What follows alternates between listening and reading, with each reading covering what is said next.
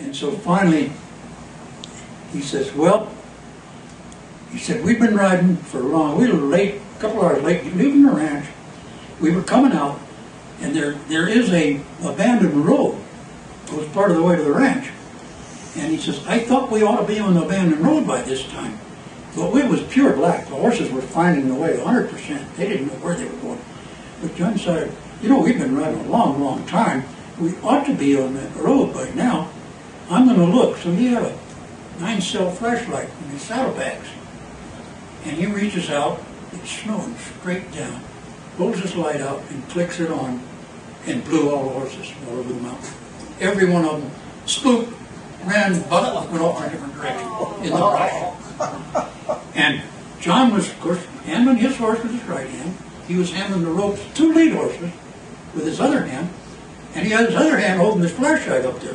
And somehow he dropped the flashlight. And it goes kaplunk in the mud. And they're afraid these horses are going to go right back to the ranch. So and Robbie can only just stare and freeze. So John finally corners the horses in the brush, gets a hold of them again, gets them all lined out, and comes riding back into camp. End of his story. So we ate. And I said, well, everything's fine. It's been a great day. Nobody's hurt. Everything's fine. Time for a little celebration. So I reached up. You see that upper right hand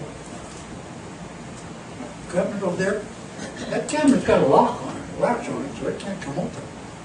And it's the hardest one to reach on the whole thing. So I reached up to that cabinet, unlatched it, opened it up, and disaster struck the whole expedition. The whiskey bottle had tipped over. And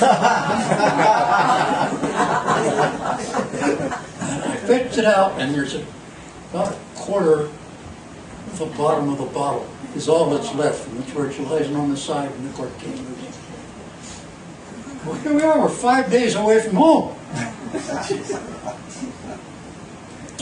Well, what can we do? We'll celebrate tonight. So I give everybody a cup of hot coffee, put a spoonful of sugar in each of the 5 cups, and then went around and doled out the whiskey. And to this day, I'm a little ashamed, because I do think I kind of shortchanged the 2 little kids.